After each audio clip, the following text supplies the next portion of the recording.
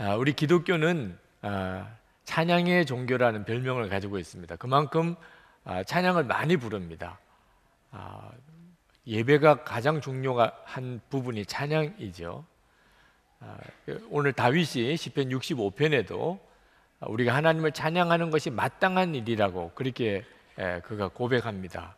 1절에 보면 하나님 시온에서 주님을 찬양함이 마땅한 일이니, 당연한 고백이죠. 그렇죠?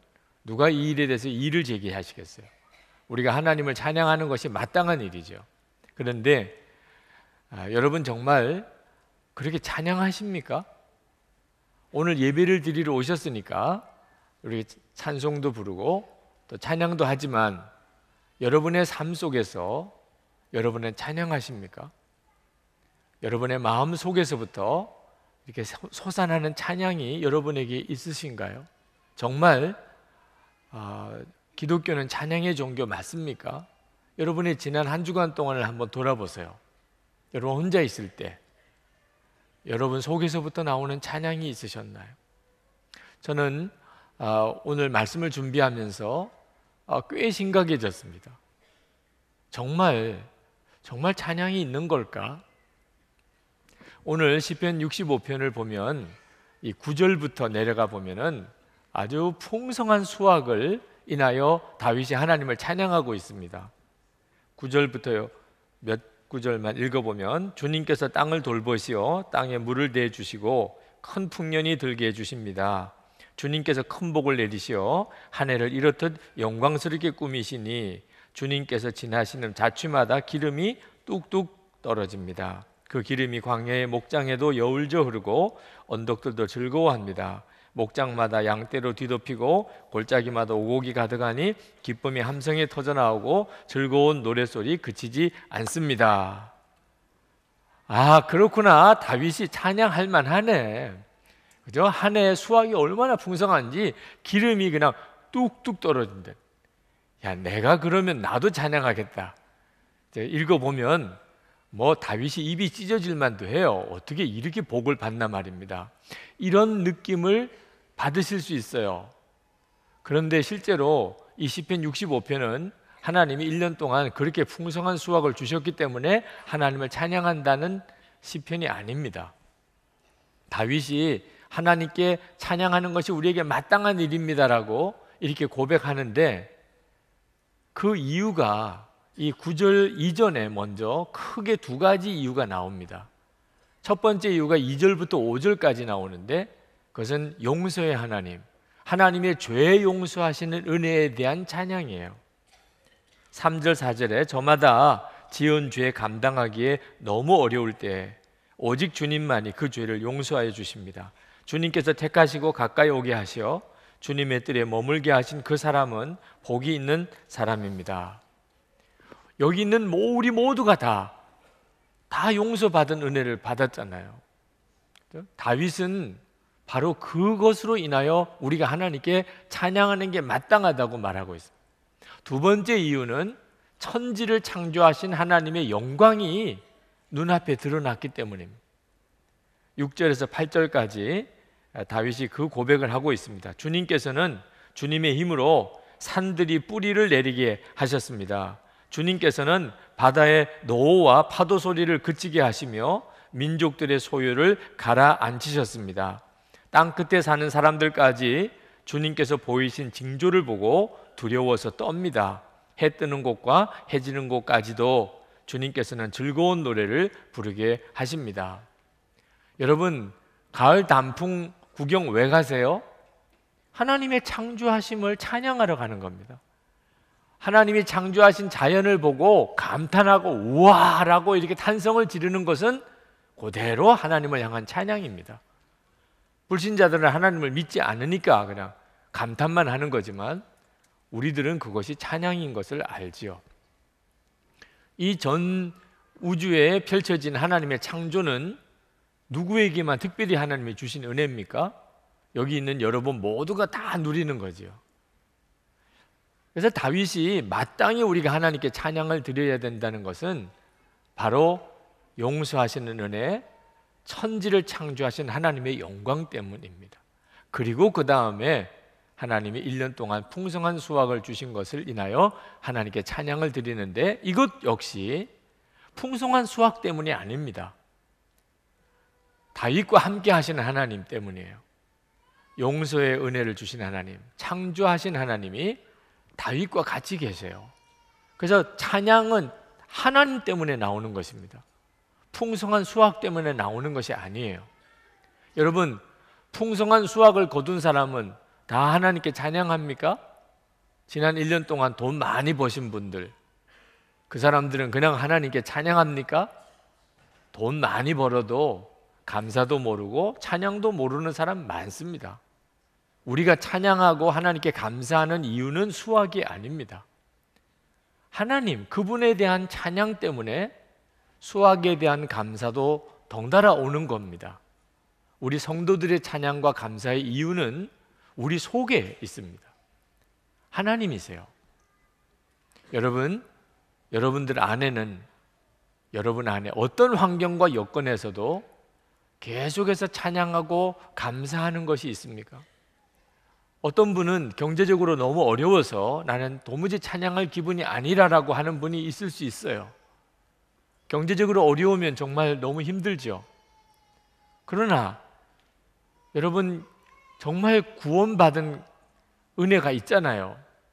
여러분에게 영생이 있잖아요. 그것으로 인하여 찬양하십니까? 여러분이 생명을 가지고 있는 것은 수확보다도 훨씬 더 큰 거죠. 여러분이 생명으로 인하여 하나님을 찬양하십니까? 가족은 수확보다도 훨씬 더 큰 축복이죠.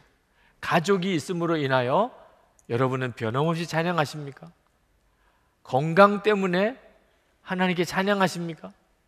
만약에 진짜 뭘 받지 못해서 찬양을 못하는 거라면, 아니, 수확은 적어도 영생을 얻었죠? 지금 살아있지요? 가족이 있지요? 건강하지요? 하나님에 대한 분명한 눈이 뜨이지 않았기 때문에 찬양이 안 되는 거지, 어려워서 찬양을 못하는 게 아닙니다. 우리가 정말 구원받은 영혼이 되면, 그러면 우리 안에 하나님을 알게 되고, 그러면 그 자체가 그냥 찬양입니다. 내 마음 속에서부터 계속해서 찬양이 나와요. 그래서 심지어는 모든 것을 다 잃어버려도 찬양이 나옵니다. 찬양은 하나님 때문에 오는 것이기 때문에. 그 증인이 욥입니다. 욥은 재산 다 잃어버렸어요. 자식도 다 죽었어요. 그런데 욥이 뭐라고 고백했습니까? 욥기 1장 21절에 내가 모태에서 알몸으로 나왔사온즉 또한 알몸이 그리로 돌아가올지라 주신 이도 여호와시오 거두신 이도 여호와시오니 여호와의 이름이 찬송을 받으실지니이다. 욥은 하나님이 뭘 많이 주셔서 찬송한 게 아니었어요. 그냥 하나님 그분이 욥의 감사요 찬양이었습니다. 그래서 하나님이 가져가셨으면 가져가신 것도 찬양하는 거죠. 그게 욥의 믿음입니다. 여러분의 믿음도 욥과 같습니까? 여러분의 속에서도 하나님이 다 가져가셔도, 다 잃어버려도, 아무것도 없어도 여러분 속에서부터 찬양이 나오십니까? 손양원 목사님은 그러셨어요. 사랑하는 두 아들이 공산당에 비참하게 죽었습니다. 그리고 장례식을 치르는데 손양원 목사님이 인사를 하러 나오셔서 하나님께 9가지 감사를 올려드렸습니다. 제정신입니까? 아버지로서 두 아들이 그렇게 비참하게 죽었는데 감사가 무슨 감사예요? 그것도 9가지나? 손양원 목사님의 찬양과 감사의 이유는 하나님이셨어요. 그러니까 그 비참한 상황에서도 손양원 목사님 마음에는 감사할 이유가 있었단 말. 문제는 여러분도 손양원 목사님 같은 그런 찬양이 있으신가요? 저는 이 설교를 준비하고 이 부분에 와서 굉장히 힘들었어요. 왜? 이 메시지가 너무 무거웠기 때문에. 하나님께서는 분명하게 말씀하셨어요. 너희들이 진정으로 구원받은 자라면, 그러면 상황과 여건과 상관없이 너의 중심에서부터 마음 깊은 곳에서 찬양이 있을 것이다. 그 자가 구원받은 자라는. 그러나 이 설교를 하면 아마 상당히 많은 분들이 마음이 힘드실 거예요. 왜냐하면 그런 찬양이 없으니까. 내게는 그 마음 속에서부터 어떤 형편이든지, 심지어 내 걸 다 잃어버려도, 사랑하는 두 아들이 죽어도 그래도 여전히 나오는 찬양, 그 찬양이 내게는 없다고 생각이 들 경우에 이 말씀은 얼마나 힘들겠어요. 누가복음 18장 8절에 예수님께서 다시 오실 때, 인자가 올 때 세상에서 믿음을 보겠느냐 하시니라. 예수님은 재림에 오실 때 진정한 믿음이 거의 없을 것이라고 그렇게 걱정하셨어요. 이 믿음이 뭡니까? 진짜 그 사람 속에 참 생명이 있어요. 그 사람 속에서 찬양이 있어요. 환경과 여건 상관이 없는, 오직 주님으로 인하여 나오는 찬양이 있는 사람, 이런 사람이 믿음의 사람이죠. 주일 예배는 아주 온전하고 성숙한 믿음이 없는 분들도 많이 오십니다. 그래서 주일 예배가 영적으로 쉽지 않습니다. 지금 이 자리에도 그러실 거예요. 정말 마음 속에서부터 찬양이 없는 분들도 이 자리에 있으실 거예요. 이런 분들에게는 오늘 말씀이 굉장히 무거운 말씀이 되죠. 저는 이런 설교 하고 싶지 않아요. 저는 이왕이면 소망이 넘치는 설교를 드리고 싶어요. 이렇게 긴 연휴 기간에 그래도 주일이라고 다른 일정 다 조정해서 이렇게 예배 나왔으면 기쁨의 설교를 듣고 가셔야 하잖아요. 또 우리 교회가 주차장 차 안 가지고 오자, 그래서 외곽에다가 또는 대중교통을 이용해서 그렇게 아주 불편하게 그걸 자랑으로 생각하고 그렇게 오늘 예배까지 오셨으면 위로의 설교를 드리고 싶잖아요. 저는 솔직히 그래요. 저는 여러분들에게 정말 소망과 기쁨과 위로의 설교를 드리고 정말 기쁨으로 돌아가실 수 해드리고 싶어요. 근데 말씀이 그렇지 않을 때는 어떻게 하죠? 밥맛이 없어요. 며칠 동안 그랬어요. 이렇게 설교하면 그러면 주일에 얼마나 무거울까. 밤에 자다가도 깊이 잠을 못 잤어요. 근데 하나님께서 제 마음에 그 무거움을 풀어주기 시작하셨어요. 주님은 저에게 말씀하셨어요. 그래서 내가 너에게 계속 나를 바라보도록 그렇게 하라고 그러지 않느냐. 주님은 그런 마음을 제게 주셨어요. 이렇게 주일 예배를 드리러 나오는 사람이라면, 그러면 기본으로는 그 마음에 구원의 역사가 있고, 그리고 마음 속에서부터 솟아나오는 찬양이 있다는 거예요. 정말 용서의 하나님을 믿고 창조의 하나님을 믿는 사람이라면 그 사람 속에는 언제나 솟아나오는 감사와 찬송이 있다는 겁니다. 그런데 왜 그걸 느끼지 못하지요? 한 주간 살아가는 동안에 왜 그런 찬송이 내 속에서 솟아나는 것을 경험을 못하고 사는 거지요? 영적으로 눌려서 그런 거예요. 세상 사람 만나고 세상 소식만 듣고 세상만 바라보고 살았어요. 그래서 내 영이 완전히 세상의 영에 눌려 있는 거예요. 우리 속에 찬송이 있어요. 그런데 그 찬송이 터져 나오지를 못해요. 여러분, 구원받은 성도는 세상만 바라보고 세상 말만 듣고 세상 사람만 쳐다보고 이렇게 살다가는 정말 심령이 답답해서 죽어요. 우리는 그렇게 사는 존재가 아닙니다.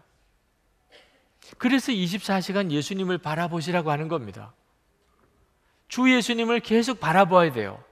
우리가 세상 사는 동안에 그렇습니다.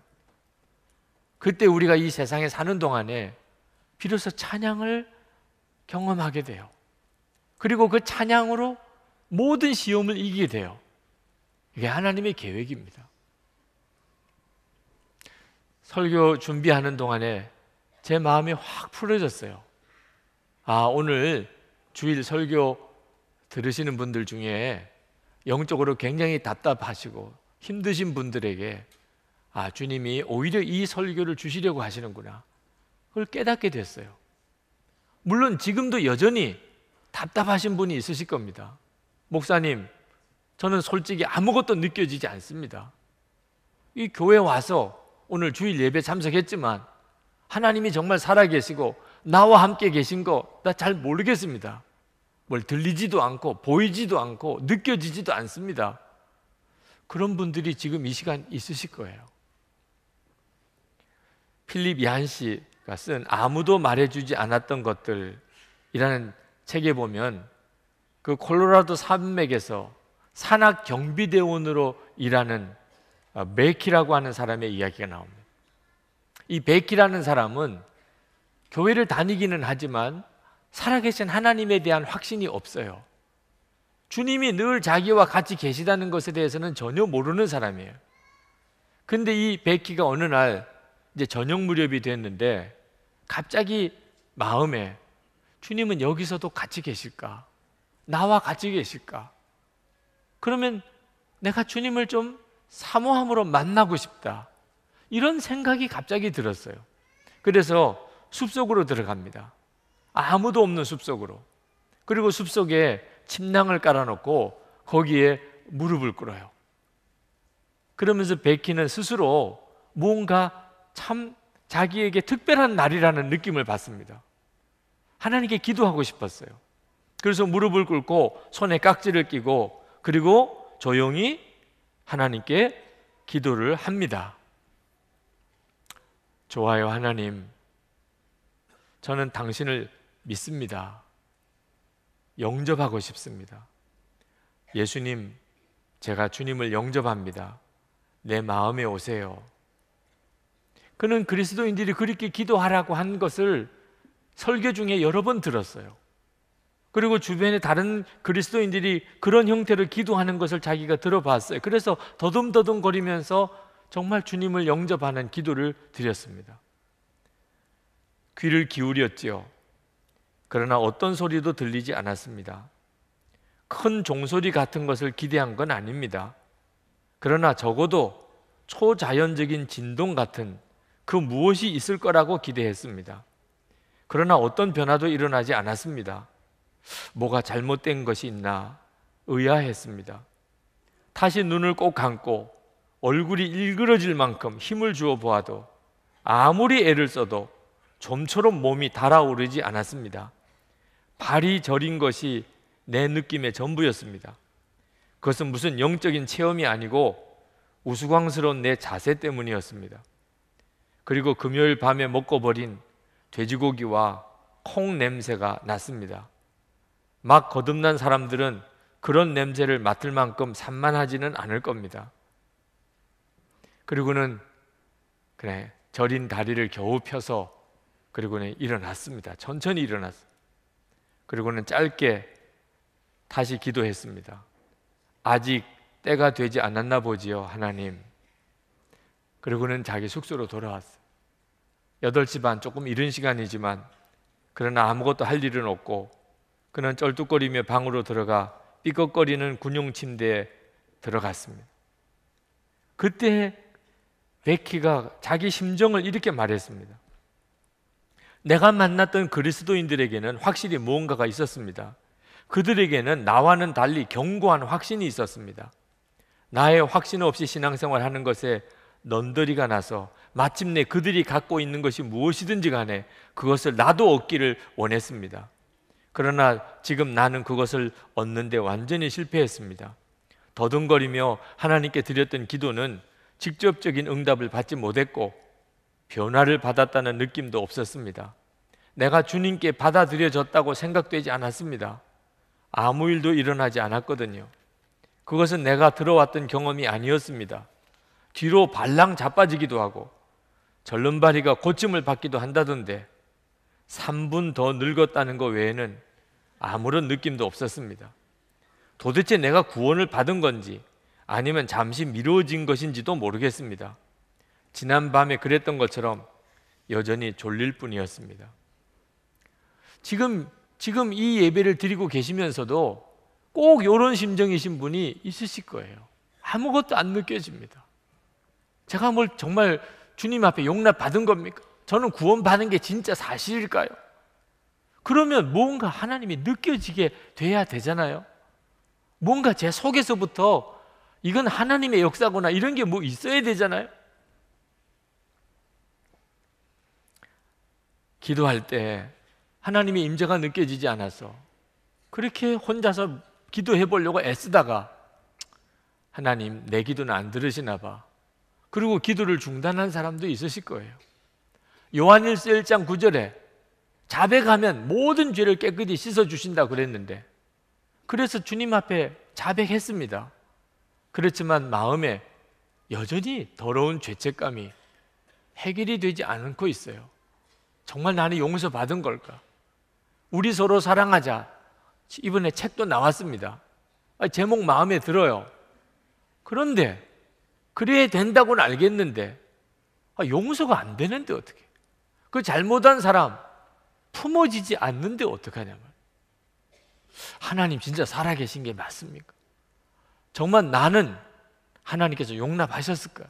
나 구원받은 거 진짜 맞나요? 이러신 분들 그 답답한 마음을 충분히 이해합니다. 얼마나 답답하세요. 그러나 여러분들이 정말 주님을 만나고 싶으시다면 느낌에 의존하면 안 된다는 것을 꼭 명심해야 됩니다. 느낌 말이에요. 진리를 붙잡으셔야 돼요. 여러분이 예수님을 진짜 만나고 여러분의 구원주이신 예수님과 정말 행복하게 동행하기를 원하십니까? 그러면 진리를 붙잡으셔야 돼요. 진리는 우리에게 말씀해 줍니다. 우리 안에 진짜 영생이 있고, 그리고 우리 속에 샘솟는 찬양이 있다는 걸. 여러분, 느낌이 얼마나 우리를 속이는 줄 아십니까? 만약에 미국에 가는 비행기를 타고 간다고 해보세요. 그 비행기는 얼마나 하늘 높이 떠 있습니까? 그리고 얼마나 빠른 속도로 날아갑니까? 근데 비행기 안에 있는 사람이 그 느낌이 있겠습니까? 얼마나 내가 높이 지금 떠 있는지, 얼마나 내가 지금 빠른 속도로 가고 있는지 아무런 느낌이 없습니다. 그래서 그냥 거기서 편안하게 음식도 먹고, 그리고 거기서 졸고, 그리고 비행기를 타고 날아가는 거예요. 만약에 오토바이를 비행기 속도로 그렇게 달리면 가다가 기절했고, 그 속도감을 어떻게 감당하겠어요? 우리 느낌이라는 게 이렇게 어처구니 없이 우리를 속여요. 느낌 아닙니다. 주 예수님을 믿고 만나고 주님과 동행하는 것은 느낌으로 하는 게 아니에요. 진리로 하는 거예요. 여러분, 요한복음 6장 44절을 보세요. 나를 보내신 아버지께서 이끌지 아니하시면 아무도 내게 올 수 없으니 오는 그를 내가 마지막 날에 다시 살리리라. 여러분, 오늘 지금 예배당에 와 계십니다. 어떤 이유 때문에 오셨는지는 다 사정이 다르실 거예요. 그러나 분명한 것은 오늘 예배당에 와 계시다는 거예요. 여러분이 예배당에 오신 것은 예수님 앞에 온 거나 마찬가지입니다. 예수님이 뭐라고 하셨어요? 아버지께서 이끌지 아니하시면 아무도 내게 올 수 없으니. 여러분이 오늘 예배당에 나와 계신 것은 하나님이 여러분을 이끌어 여기까지 오게 하신 거예요. 부인할 수 없는 증거 아닙니까 지금? 하나님은 내게 왜 역사 안 하시나? 아니, 지금 예배당에 와서 그 이야기하면 하나님이 얼마나 안타까우시겠어요. 이렇게 와 앉아 계시면서 여기까지 인도함을 받아서 오셨으면서 하나님 인도 안 하신 겁니까? 역사 안 하신 겁니까? 아니, 목사님, 이게 교회 나와 앉은 것 말고 좀 분명하게 하나님은 내게 역사하신다, 이걸 좀 깨달아야 되지. 여러분, 그렇다면 나는 왜 이렇게 신앙생활을 하는 걸까? 나는 진짜 하나님을 만나지도 못했네. 왜 나는 주님을 바라보는 눈이 안 열리지? 나는 왜 이렇게 답답하게만 살아가는 거야? 나는 신앙생활이 너무 이중적이야. 여러분, 이런 근심이 여러분 속에, 마음속에 있다면 그 근심이 뭡니까? 에베소서 4장 30절에 하나님의 성령을 근심하게 하지 마라. 그 안에서 너희가 구원의 날까지 인치심을 받았느니라. 아니, 신앙생활 제대로 못하는 것 때문에 안타까운 것, 나는 하나님을 실제로 만나지 못한 것 때문에 자꾸 마음이 이렇게 염려가 되는 것, 이런 근심이 불신자에게 있습니까? 성령의 근심이라고 하잖아요. 여러분의 마음속에 이제 좀 뭔가 확실하게 믿을 거면 믿고 아니면 아니고 그러면 좋겠습니다. 아니, 진짜 정말 하나님에 대한 분명한 체험, 저도 좀 그렇게 살고 싶습니다. 주님의 손에 붙잡혀져서 하나님의 살아계심의 증인처럼 축복의 통로로 좀 이렇게 예수를 믿어도 진짜 예수 믿는 사람이구나, 이런 간증이 있는 삶을 나도 좀 살아보고 싶어요. 마음속에 이런 소원이 만약에 있습니까? 그렇다면 그 소원이 뭐예요? 빌립보서 2장 13절, 너희 안에서 행하시는 이는 하나님이시니 자기의 기쁘신 뜻을 위하여 너희에게 소원을 두고 행하게 하시나니. 여러분 속에 신앙생활 좀 제대로 하고 싶다는 소원 자체가 얼마나 놀라운 하나님의 역사입니까? 진리예요, 진리. 진리로 나를 보면 주님이 보여요. 주님이시구나. 이게 주님의 역사였구나. 지금도 내게 이렇게 역사하고 계시네. 그래서 여러분들이 주님을 바라볼 수 있는 믿음이 생기게 되는 겁니다. 나에게도 이렇게 역사하고 계시네. 여러분이 그렇게 주님을 바라보게 되면 반드시 주님은 여러분에게 더 눈을 열어주셔서 여러분과 함께 계신 것과, 그리고 여러분 안에 이미 환경 여건과 상관이 없는 찬양이 있다는 걸 알게 해주세요. 그래서 찬양이 터집니다. 예배 시간만 아닙니다. 여러분이 24시간 주님을 바라보기를 정말 그렇게 사모하시고 살아가시면 집에 있을 때, 직장 갈 때, 오고 가는 길에서 갑자기 여러분 속에서 감사가, 찬양이 나와요. 에베소서 5장 14절에서 17절 말씀을 주님이 저에게 주셨어요. 그러므로 잠자는 사람아 일어나라, 죽은 사람 가운데서 일어서라, 그리스도께서 너를 환히 비추어 주실 것이다 하는 말씀이 있습니다. 세월을 아끼십시오. 때가 악합니다. 술에 취하지 마십시오. 거기에는 방탕이 따릅니다. 성령의 충만함을 받으십시오. 시와 찬미와 신령한 노래로 서로 화답하며 여러분의 가슴으로 주님께 노래하며 찬송하십시오. 여러분이 오늘 주일 예배에 이렇게 나오셨다고 한다면 여러분 속에서 찬양이 일어나는 것을 여러분이 느끼지 못하고 있어도 영이 죽은 건 아니에요. 아주 깊이 잠이 들어버린 거예요.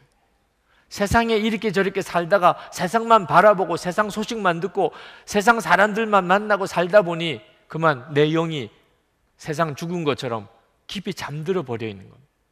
잠이 들어있기 때문에 내 속에 일어나는 감사와 찬양을 느끼지 못하고 있는 거예요. 깨어나라고 하는 거예요. 깨어나라. 24시간 주님을 바라보시고 사시라고 그렇게 권해드리는 것은 여러분의 심령이 깨어나는 방법이기 때문에. 미국에 계신 어느 분이 얼마 전에 제게 메일을 보내오셨어요. 목사님, 우선 진심으로 감사드립니다. 초등학교 들어가기 전부터 교회에 다니기 시작하여 지금 40대 중반까지 꾸준히 신앙생활을 하고 있는 집사입니다. 항상 왜 내게는 변화가 없는가 고민하며 살았습니다. 오늘 지인 되시는 분이 은혜 받은 간증을 하시는데 마음 한켠에 왜 나에게는 이런 일이 없지? 서운함과 부러움이 교차되었습니다. 근데 오늘 목사님 설교를 들었습니다. 주님을 바라보라는 것이었습니다. 복음성가 나 주님의 기쁨 되기 원하네 라고 수없이 고백드리고 눈물도 흘렸지만 그동안 주님의 기쁨이 아니라 나의 기쁨만 바라며 살았었음을 깨닫고 회개하였습니다. 목사님의 말씀을 듣고 제 마음에 자그마한 변화가 일어났습니다. 주님을 바라본다는 게 이런 건가? 주님이 기뻐하시는 것이 나의 기쁨이 된다는 것이구나. 그래서 모든 상황마다 주님이 기뻐하시는 게 뭘까? 이건 주님이 기뻐하실까를 생각하게 되었습니다. 그런데 그것이 나에게 너무나 큰 기쁨과 위로로 다가왔습니다. 지금 제가 목사님께 글을 쓰는 이 순간 전 너무나 기쁜 마음으로 글을 씁니다. 초점이 나에게서 주님으로 바뀐다는 것이 이런 것이구나. 이제는 알게 됐습니다. 제 안에 변화가 서서히 일어나고 있다는 게 신기하고 감사할 뿐입니다. 목사님, 진심으로 다시 한번 감사드립니다. 눈물 나도록 고맙습니다. 여러분, 우리만 주님을 바라보는 게 아닙니다. 주님은 더한 사모함으로 우리를 사모하세요. 우리가 주님을 바라보는 것이 정말 진심이 되기 시작하면 여러분 모두가 다 경험하게 됩니다. 주님이 나와 함께 계시구나. 그리고 찬송이 터지고 감사가 나옵니다. 여러분의 상황과 여건 상관없이만. 성찬은 우리가 주 예수님과 한 몸이 되었다는 놀라운 진리의 약속입니다. 은혜의 시간인데 이것은 진리에 기초하고 있는 것입니다. 주님은 우리와 한 몸이 되셨음을 성찬을 통하여 확인하는 거예요. 여러분, 이 성찬을 받으실 때 느낌을 의존하지 않으셔야 돼요. 느낌을 의존하면 그냥 떡 한 조각 먹은 거예요. 성찬의 축복이 뭔지를 도무지 알 수가 없어요. 진리를 붙잡으셔야 돼요. 심령이 메말라서 마음속 깊은 곳에 찬양을 느끼지 못한다 하더라도 성찬받을 믿음은 있어요. 그러면 여러분의 영혼은 죽은 거 아닙니다. 잠이 들어있을지언정 죽은 건 아니에요. 깨어나야 됩니다. 이 성찬은 그것을 깨우쳐줘요. 여러분이 어느덧 주님 전에 잊어버리고 살았어요. 주님과 한 몸 됨을 전혀 생각 못하고 살았어요. 주님이 성찬을 통하여 주님이 우리와 놀랍게 함께 계신 것, 이미 주님과 우리는 연합한 것, 그 사실을 우리에게 놀랍게 깨우쳐 주세요. 오늘 이 시간에 여러분이 정말 아멘으로 받으셔야 됩니다. 그리고 주님, 제가 깊이 잠들어 있었습니다. 내 영이 세상 영에 눌려 있었습니다. 제가 깨어나기 원합니다.